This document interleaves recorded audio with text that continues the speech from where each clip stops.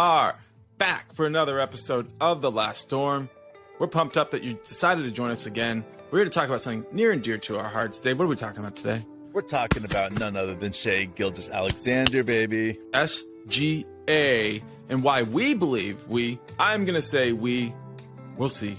We believe Shai is the MVP this season, right now, full stop, baby. You know, I like the enthusiasm, the boldness of the statement, and here is the thing.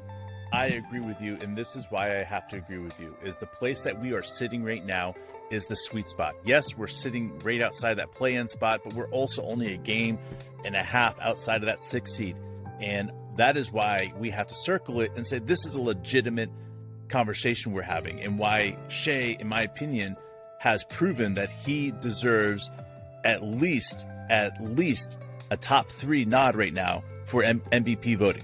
Right, and we've seen him move up to, like, I think number 9 in the NBA's. Oh, is he in number 9? NBA.com standing, something like that. He's moved up a bit, but good.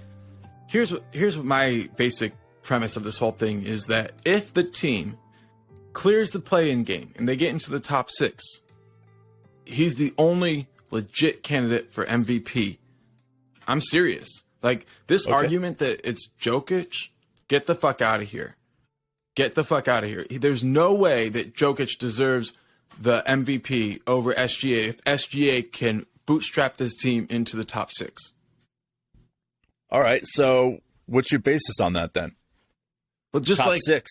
Who's recently has gotten a top in the top 6 or number 6, number 5, whatever, that's gotten the MVP?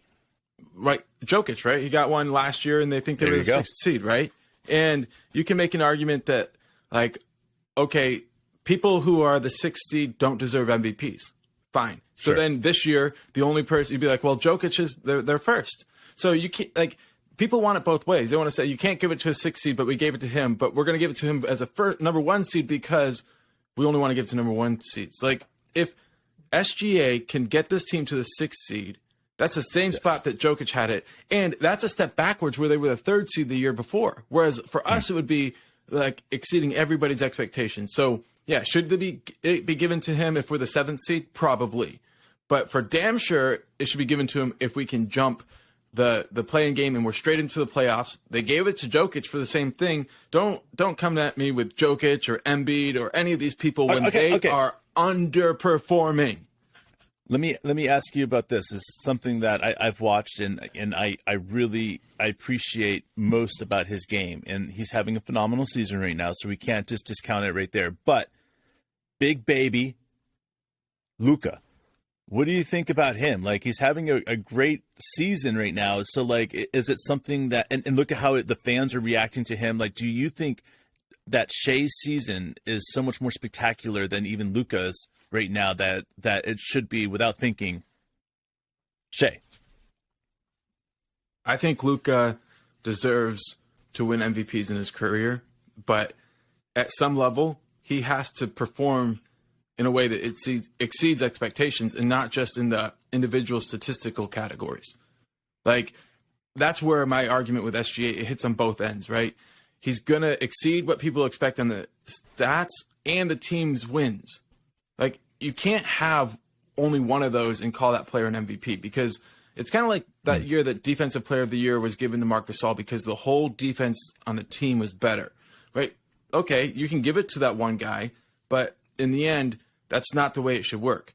And I understand, like, okay, this year Jokic is number 1, but you've given him 2 MVPs previous years and he wasn't number 1. Like, let's just give up on that idea that it just goes to whoever has the best record, because if that is the criteria, then we ignored it over the previous years and gave it to Jokic. So he needs to be eliminated from the conversation. Jokic is out of it to me. He'd have to set up an incredible season that requires things that he's not doing out there right now. He's just playing good Jokic basketball. He's not playing historically great. When you compare him and you say, like, Kobe won 1 MVP and Jokic has won 2, get the fuck out of here. We shouldn't just keep giving him to him because he's playing a little bit better than the year he did previously. Like, he needs to start blowing his previous stuff out of the water, and not just his team doing that. What's happened this year shows how much of a joke last year was. It's the Russ effect. It's Russ averaged a triple-double one year, got the MVP, averaged a triple-double the next year, and didn't even end up He didn't get close. it. Right. And so my thing with this is that if those guys are out, okay, and I'm nodding on this one, I'm saying I agree. I'm not a big fan of Big Baby Luka. Just not, all right? But going over on the East, somebody that I'm a very big fan of is Jason Tatum. And he is doing an incredible job right now in that East. Do you think that he could be a threat to that MVP for Shai? Okay, so if you lead your team to the conference finals, okay, the only way you win an MVP, in my opinion, is if you end up going on to win the championship, okay, or you have a season that so far exceeds what you've done in the previous years. You can't just be incrementally better. And at this point, for where Jason Tatum is because of how good his team is, an MVP award should be a reward for his team winning a championship. And I know that those things don't come automatically, but their team needs to look like, by far, the favorite. And if they don't win the championship, then it's a disappointment. And I don't see that with the Celtics. They have the best team in the league right now and on so many levels if they can all click. All right, and they've been clicking, so good for them. But my question is, will they click in the playoffs? And that's the only thing that the Celtics are, the only standard that they're going to be judged by this season. It's not going to be like, oh yeah, they had 60 wins this season. That was a really great team. They lost in the first round. Like nobody's going to respect them if they're not winning in the playoffs. Well, I will say this is I do think that in order for Shai to get that MVP, he has to figure out a way this second half, to get his 3-point shot up to about 40%. All right. And listen, that's about the only thing that I would circle that would say that needs slight improvement. Everything else he's doing, he just needs to carry the fuck on. Damn it. I was trying to go this entire podcast without saying fuck. No, we shouldn't. It's a bad idea. My bad, guys. My bad. Try. I wanted to try it to see if I can make it. We shouldn't try. We shouldn't try anything. We got to just be real, man. However we talk, we talk. Anyway, so it's that right there. And I'm seeing one of the issues that I had with Shai early in the season was getting to that free throw line. I wanted to see more of a consistent free throw presence from him. And a lot of it was he wasn't getting respect from the refs. Now we're seeing him get respect from the refs. And he's getting to that free throw line, consistently. I like this. You know what I'm saying? The respect he's getting typically is great from the refs. He's getting to that free throw line, shooting 90%. He's averaging 5.5 assists, averaging 5 rebounds, averaging almost 2 steals a game. Like he has the stats that are eye-popping. Like these are the type of stats that you look at. It's all about the team. But in order to get your team to that level, right? In order for Shai to get his team to a top 6, there has to be a couple extra things. And I think that's what I see with Shai is that in order for that to happen, he has to get more output from our bench, which needs to get healthy. And that's where that comes at. And I'm going to disagree. And I think because here's what we need, dude.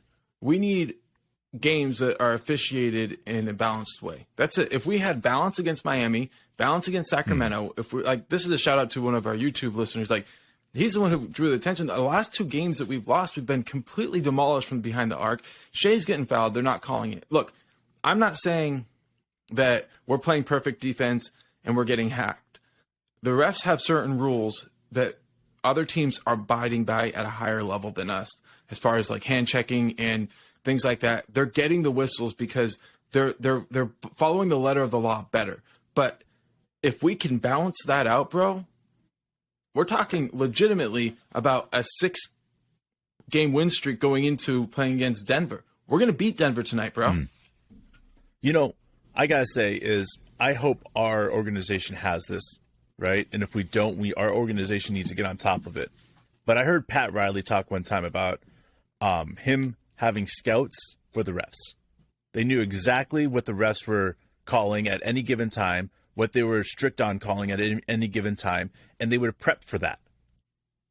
And to me, I feel like there needs to be this understanding of these refs aren't going to change their calls because you're arguing your point better. They're going to consistently call what they're calling, period. And yes, there needs to be consistent calling across the board. But I think other teams are doing a better job at recognizing what calls you're going to get if they do this, and recognizing if they go to the basket hard, they're not going to get those calls that typical refs get. Like, these are the things that I'm going back and I'm starting to understand. Like, I love it. I love hearing that there's ways to get around these refs, and it's simple. You have to know your enemy. Yeah, I mean, and right now, the Zebras are our fucking enemy. They're killing us, man. And They're we have to killing mature, us, man. We have to earn respect from the officials. I like that we're not complaining. That's one step. Learning is another step. Not giving them shit in the media. That's important too. But where we're at, but as dude, we figure that out, how Shai demands that respect, though. He says what he wants to them, right? When there's been a timeout. He doesn't stop the game. He doesn't draw attention after a made basket. He goes out, he goes to them, says his point, walks away to the bench. It's over. That's a fucking man. Like, that's what every coach wants. They don't want somebody whining and complaining and bitching about every fucking call out there. Nobody wants that. What I want to see with Shai, more than anything, is that leadership style to continue. Like, he gets those guys in line. If one of them steps out and starts talking, he tries to step in and gets them up the court. He's a leader. And it's the more of the leadership that I've seen this year that has impressed me. The constant leadership. The constant, hey, do this, hey, do this, hey, do this. Like, the way that he handles Josh Giddey, the way that he handles Dort, and recognizing that everybody has different personalities, and each one of them you treat a little bit different. And guess what? He's doing an amazing job at maneuvering there. And why I think that he's taken that step to not just an all-star, but first team all-NBA, and what I would consider MVP level, is because he is not just out there by himself running around like Allen Iverson or Carmelo Anthony at old Carmelo Anthony, right? You know what I'm saying? Or like Ja Morant, or these guys are taking all these shots. They're demanding the ball. He's out there passing the ball up, doing hockey assists, getting offensive rebounds, getting charges, like working hard on defense. Like, he's doing everything out there. And it's like, okay, this young man isn't just ready to play basketball. And when we think about what it takes to be able to win the MVP and how many guys have won the MVP under 25, right? That list is incredibly small. And I go back to thinking about Derrick Rose and what he did with the Bulls that year that he won an MVP, man, and how he dominated. And you take what he did that year and you compare it to what Shai's doing this year, and it's remarkably. I mean, it's different, but it's remarkably the same when you're talking about how Derrick Rose got to the lane every single time, and how he finished like he did, and the way he finished, and all this other stuff. And I can't help but wonder if you're right here. If everybody is saying Shai's number 9 right now, but if he does this better, and he kicks up here, then he's going to be at top 3. And listen, if Shai gets to the top 3, it's because we're winning a ton of games. It's because the whole team is behind Shai because of his leadership style. And that's what's the most impressive thing to me, is the biggest step he's taken is how he leads his team right now. And that's why I believe he deserves the MVP, is because it's the same thing as Coach of the Year. Like, do you want somebody just throwing up a bunch of stats or whatever and doing some crazy stuff? Or do you want somebody that's leading a team, being a true MVP on all aspects of it? And that's what Joker did last year that was so impressive. Like, that's what Shai's doing this year.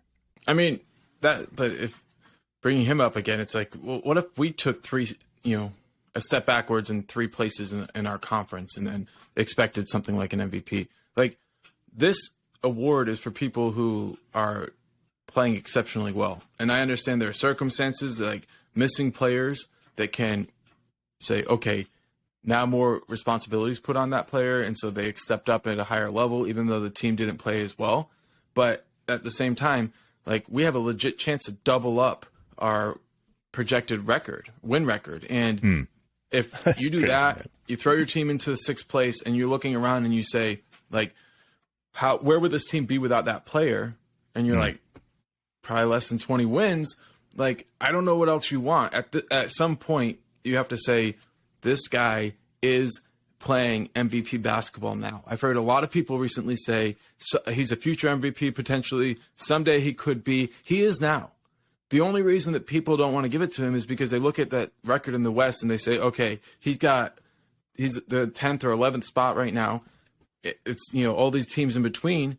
But I'm like, look at the teams around him and look at how far they are from being at number 6. It's so close if they just get on a winning streak. And we look at like Sacramento, that was a tough game. They were on a roll. Tonight, the Nuggets, they're going to be tough. They're on a roll. Like, these are the two best teams in the West right now as far as winning streaks go. We hit boom, boom. Okay? Yep. It's tough.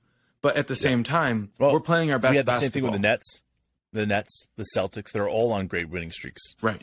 So we're playing, in my opinion, even though we don't have the best record over the last 10 games, we're playing the best basketball in the league right now.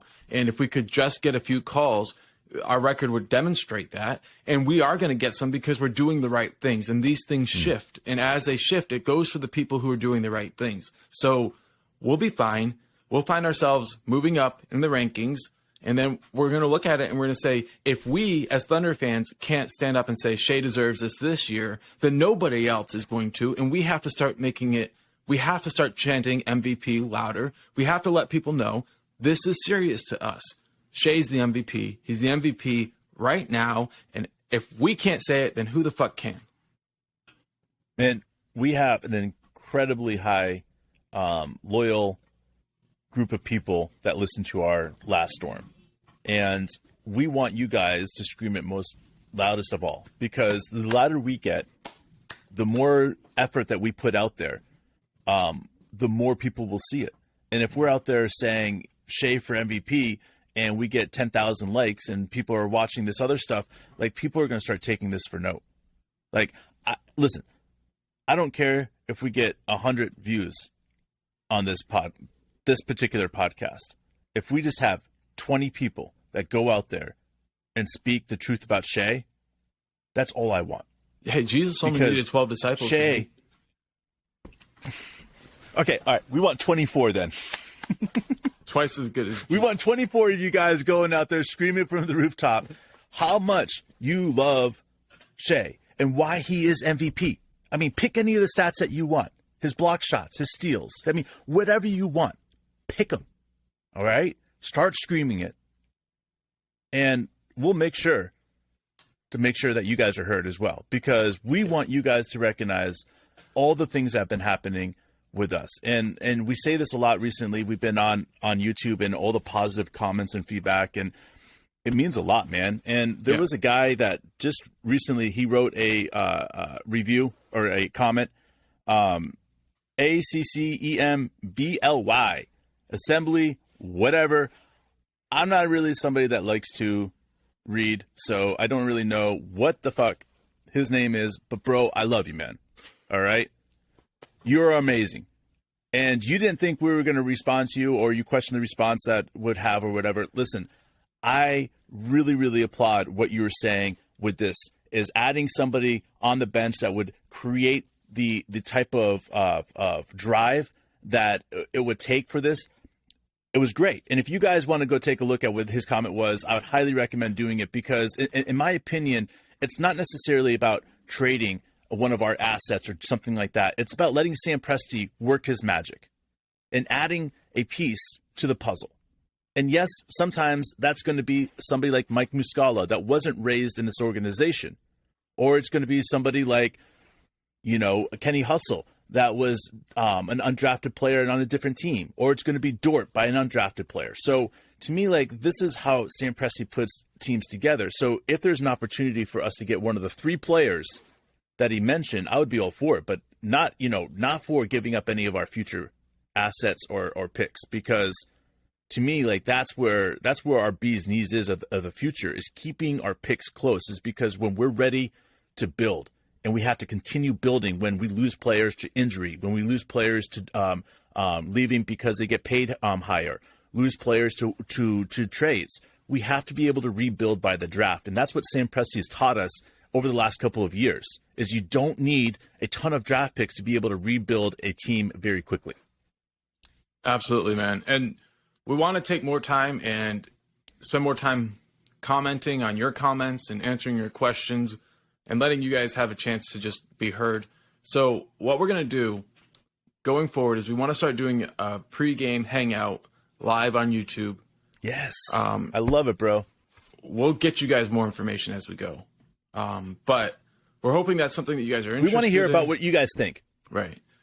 Definitely. It'll be definitely more geared toward less of us talking. How's that sound? And more of us hearing what you have to say and putting what you have to say. The questions that you have about this team, about a game, about an injury, anything like that we're not covering on these podcasts because we're taking 20 minutes, 25 minutes to these podcasts. We're leaving a lot of doors open, and we want you guys to be able to direct the traffic on this pregame hangout. And yeah, we just appreciate you guys. We want to be able to interact with you guys as much as we possibly can, and I feel like this would be a fun way of doing that. And it's not something that, obviously for 30-something games that everybody's going to be able to do. But, we're hoping like our buddy Chencho and our brother John and people like that we love to be able to interact with on a daily basis, that you guys will be able to join us on these, because this will be a lot of fun. And we just want to let you know that we really appreciate all the comments, like hundreds of comments over the last couple of weeks, and we take the time to read them all and respond to as many as we can. And we just want you guys to know that's why we were thinking about doing these pregame hangouts, is because there's so much more to talk about that we're not getting to, and we'd like to make that like the really important part of that. So we hope that you'll join us. Stay tuned for more information. We'd like to start coming up at the very next game, and we'll be in touch with that. So thanks for joining us, everybody. We will see you soon. MVP. Get it, baby. MVP. Start it right now. Let's do it.